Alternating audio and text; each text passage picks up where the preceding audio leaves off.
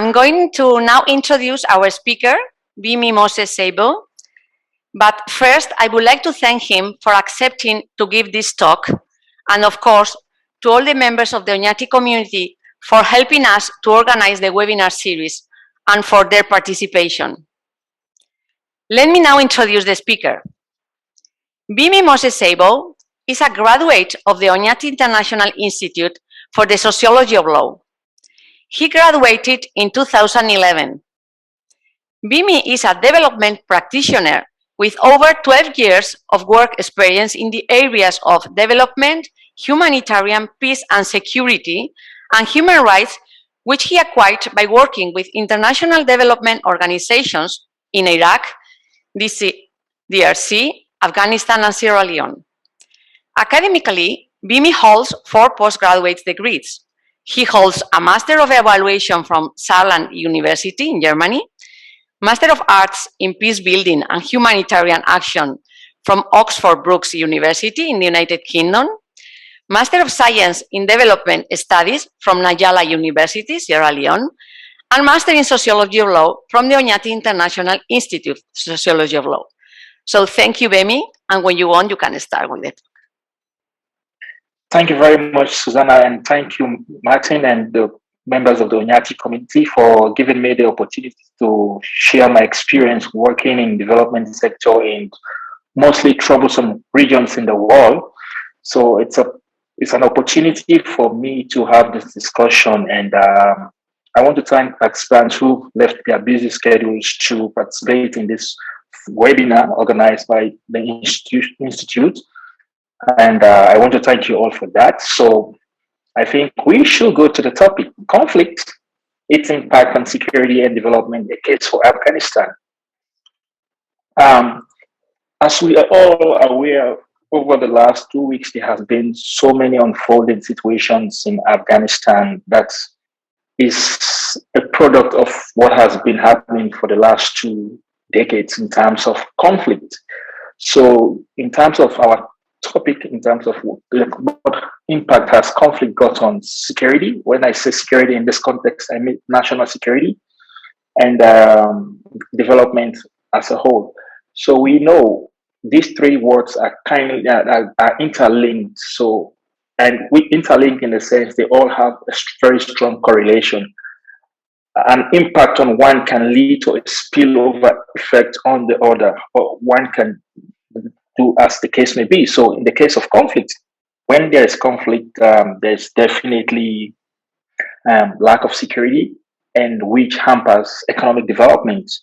And that has been the case for Afghanistan for the last years. And Afghanistan, as we are aware, is a country that has gone through, it's a country that has a long history of internal and external conflict.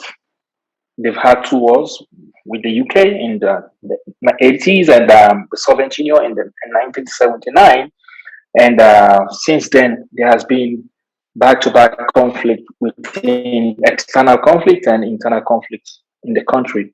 So my focus of this conversation in terms of conflict and its impact on security and development will focus on the one that took place between 2001 and to 2021, which is most recent conflict within the context of Afghanistan, it's like a 2-decade-old conflict, basically, and how it has impacted security and how it has impacted in national development, as the case may be.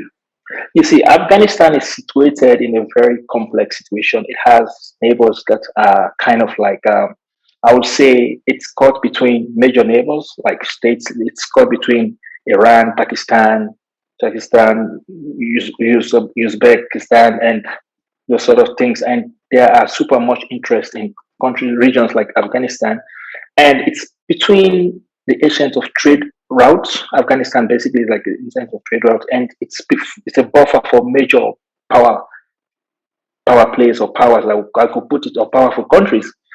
So we could recall the issue of the conflict which brought the conflict back in 2021, that ousted the outgoing Taliban that came back to governance because of the issues of terrorism allegations and counter allegations as a result. So international forces had to invade Afghanistan, which had to kick the then Taliban rule out of governance. So as a result, they went back into silos and decided to regroup. And since then, there has been a lot of attacks within the country. So basically, I moved to Afghanistan in 2018.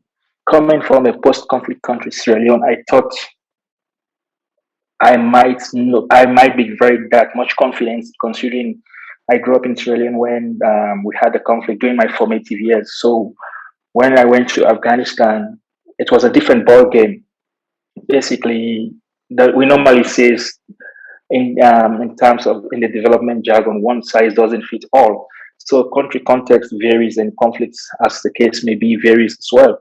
So in Afghanistan has been quite different, and based on my experiences, one has been so because I've worked in Congo, I'm currently working in Iraq, and I also work in Sierra Leone, where I originally come from.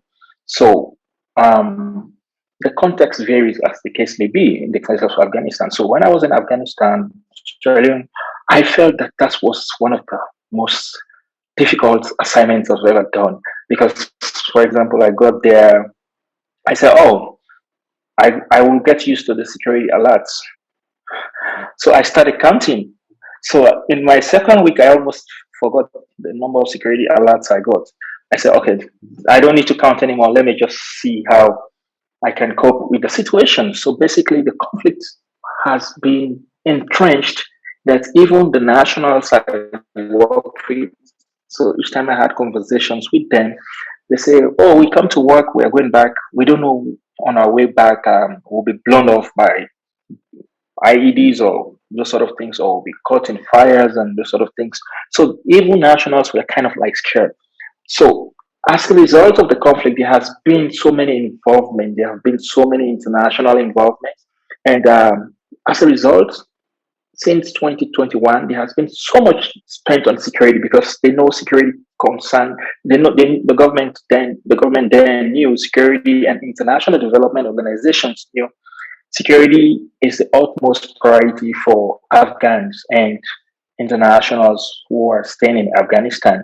So there has been a lot of issues. There have been a lot of security alerts. Even security threats have been made on international aid workers. International aid workers have been victims of security issues. They've been caught in attacks, they've been caught in blasts, and those sort of things. So the international community, including the UK, the EU, and the US, have made tremendous efforts to ensure security sector reform, to ensure civilians are protected who were at risk, particularly women and children. During my tenure in Afghanistan, security situations became so bad that coming from a post-conflict country and being in Sierra Leone throughout the 10 years the decade conflict. So I was kind of like really concerned, and I had to have like one-on-one conversations with my national colleagues because basically I was in the green zone, which means kind of I was in the protected area. So I had a conversation with one of my national colleagues one day. I said, "How do you feel?" He said, "The conflict in Afghanistan has." He's now 28 years old, and he said he knows nothing beyond conflict. He said sometimes when he leaves his home in the morning, coming to the office, the youngest kid would say, "Hey, Dad, you don't go," and because the kid is kind of like scared that the dad will be caught in fire or he will be blasted through IEDs or those sort of things because those were daily occurrences in Kabul and other major cities in Afghanistan. So that's how bad the security situation became as the day went by. So international actors were so much concerned because when you look at the development component of Afghanistan, like Sierra Leone, is so rich in mineral resources, but it doesn't reflect the general development status of that country. And considering the international aid that has gone into that country, considering this humanitarian aid that has gone into that country, the development aid that has gone into that country, Afghanistan still remains one of the poorest countries in that composition or that region where they find themselves, all as a result of conflict. Because we know from a development perspective, development does not take place in any unstable country. Because, for example, all economic activities cannot be possible. For example, security situation. I could remember when I was moved to work there, and I had to tell my dad I was going to Afghanistan, and so I couldn't. I missed my flight the day I was supposed to travel, so I went back home and I said, "Okay, let me catch up with the news." And that day, I was supposed to jet into Afghanistan. There was a blast. So imagine going to Onyati, and they said there is a situation in Onyati. Definitely, my parents were concerned, and but I had to convince them to actually go. So when I went, all what I have been reading in terms of happenings in Afghanistan was actually true. To date, they have so much unemployment rate for young people, which does not ignite development, and it's easy to get people into unlawful activities who are not employed. And when you look at the labor market, it's kind of like genderized in the sense women are not allowed to work, women are allowed to stay home. So basically, the economic activities as a result of the conflict, because of the ideology that they have, the Taliban had, that, oh, women should not work, women should stay home. So they are not basically contributing to economic development. They are literally consumers. I could put it in a very respectful way. So those are the things that conflict has really impacted on security. Everybody has a gun, almost. I could ask my friend, "Hey, do you have a gun?" He said, "Oh yes, I have to protect myself and my family." So basically, that increased the proliferation of small arms and light weapons in the country, which has to really dampen the national security efforts or national security sector reform efforts that were being implemented by international development partners. So as a result, when you look at Afghanistan on the Human Development Index report, they are actually not doing well. They've not been doing well for the last 2 decades because of conflict. And when you look at the current dynamics, because Afghanistan remains on top of the news in the international news as of today, and you look at how things have been unfolding in that country, and you sit back and say, we don't even know what is going on there, as the case may be. So security has been a key deterrent factor for development, which has not been in a good shape for the last 2 decades. Despite all what has been done, when a country is divided, development has nothing to do in that part of the world. They only see, they only leave most people, who, particularly women who've not had any formal education, have no means of contributing to economic growth in that country. They have no means because, for example, they don't work. When you look at the GDP, it's in one digit. When you look at the national domestic product for like in 2019, it was around 1.7 million US dollars. That's like pittance. Basically, it's like a donor kind of like driven economy where every aspect relies on international aid to ensure it keeps the economy or the country going. So basically, those are the security challenges and those are the development challenges the country, Afghanistan, during my tenure and faced. And we've seen the spillover effect over the last 3 weeks. So basically, that's the situation, and it hasn't been very good in terms of international support or international development in terms of how can we move this country going forward, because as of now the international community hasn't recognized the Taliban rule. So most governments or most agencies have refused, they've not refused, they have not agreed to work with the new government because they think it's not legitimate. And I think yes, they think it's not legitimate, so they don't know where to start.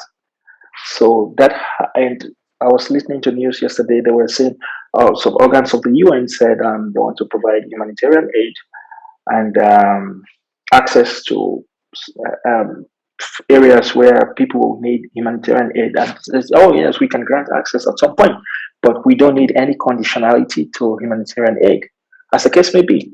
So those are the challenges that beautiful country I call my second home actually face as of now, because I felt like development has not seen light, as the case may be, because every international organization is still yet to decide what to do, and what to do as in terms of humanitarian aid, which is the mostly which the country is currently in need of, as the case may be, as we've seen on news. And because of security situations, people don't, based on experience, because I'm still in touch with my national counterparts I work with, people don't still they still don't believe that they are secured, their security is guaranteed, and they are living by the day. So it's, I think, in my view, security is still a challenge, which continues to which continues to hamper development. For example, no economic activities have been taking place. Right, even when I was there was the development activities were kind of like skewed, because investors won't come into the country where they feel that if they decide to work in major streets of the country, they can be blown off by IEDs, or their families can be safe, even themselves, because there were attacks on foreigners, there were attacks on international humanitarian workers, as the case may be, there were attacks on even residents of the UN and other international organizations. So security became very easy. And when you consider the neighbors within that region, for example, there's high trade, there's high illicit arm trade, and those things that happens within those region. That's why you speak to every young people, most five in three in every five national young people in Afghanistan. They've said, "Oh, we've tested the conflict, and we are living by it, and we have to protect ourselves." What does that mean? Most of them have more arms and light weapons they are moving on a daily basis with. So even national securities were attacked. Being a national security, I used to say to myself, because when you read security alerts, most times you find out that there were attacks on the national army, which was the target, mostly in countries like they go to public functions, they feel very unsafe. Are you there, Susanna, and the team? Yes, I. Oh, Yeah. okay. Yes, we can hear you much better. Much better. Huh? All right, cool. So those were the challenges, and human rights abuse based on Amnesty International and other international organizations were kind of like so visible, like daylight. Women and girls were abused. They weren't allowed. They are not allowed to go to formal educational setting. They are not allowed to even drive. So those were the challenges women faced in terms of that.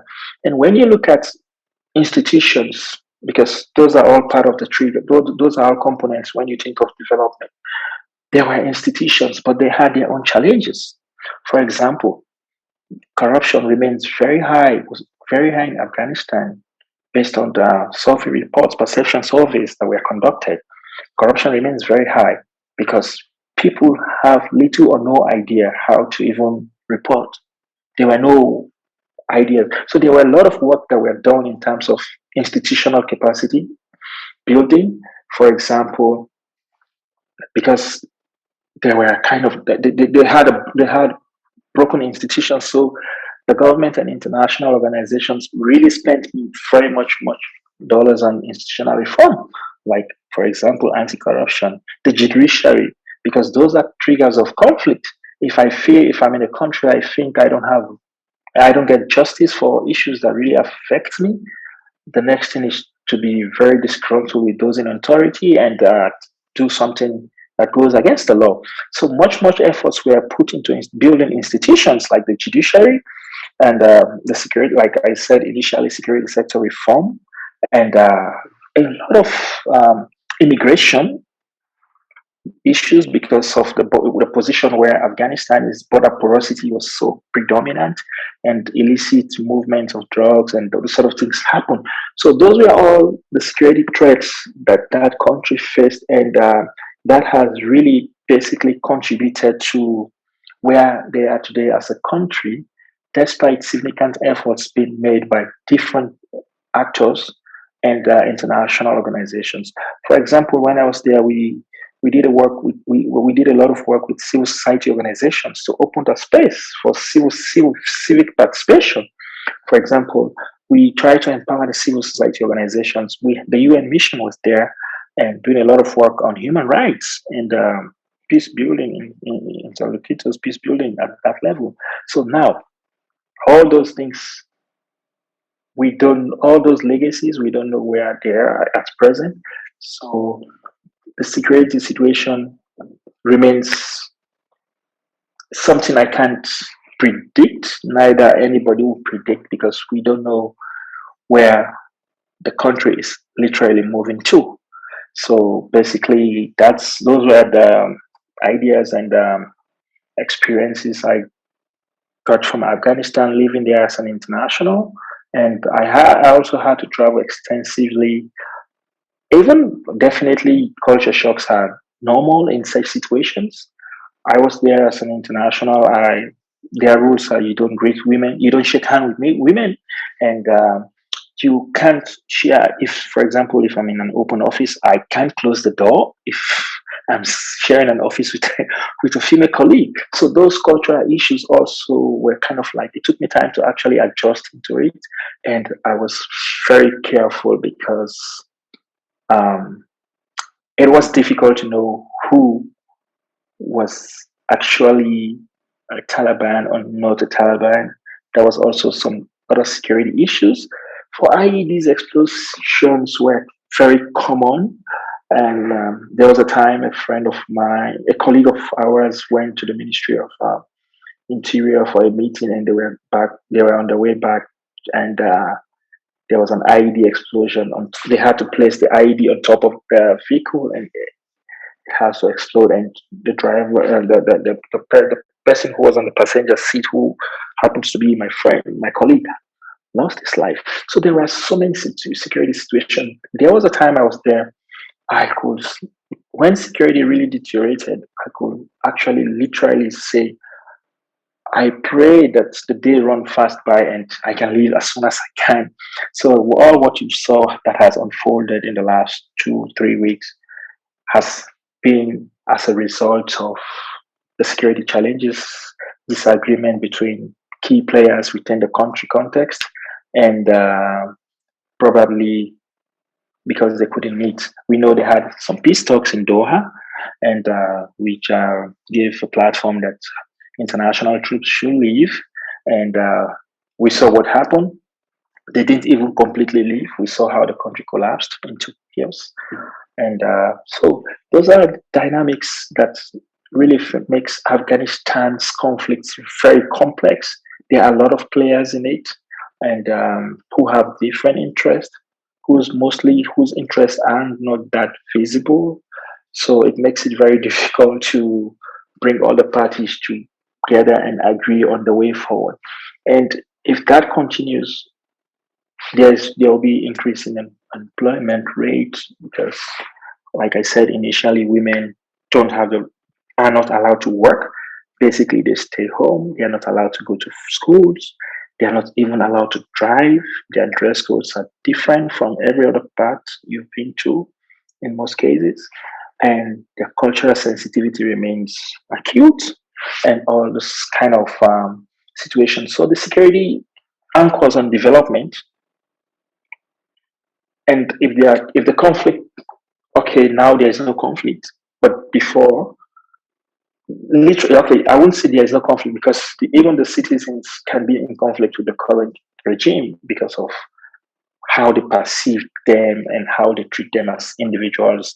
Human rights issues might arise, which I might feel disgruntled about. I might not have a value, that my value system differs from that, as the case may be. So that's how security has been the key backbone that has not really ignited much economic development in Afghanistan. And considering the UN has one of the oldest missions in that part of the world, considering the international aid flow that has gone into that country for the last 2 decades, considering the increase in human rights abuses, even though there has been significant efforts to strengthen human rights issues, there have been a lot of awareness raising on human rights issues. Civilian casualties and death rates continue to increase before the situation actually changed hands. So some of the lessons I learned from Afghanistan in terms of security sector issues and the development context, um, there should be a uniform voice in terms of the development players within the context of that country. They should speak as one, and they should try to bring as much people on board as they could be. Decisions should be inclusive and this sort of things. Because, like, see what happened. Like, in UNDP has a whole payroll project that links to the security sector. For example, the police, because there was so much corruption that part of the security sector.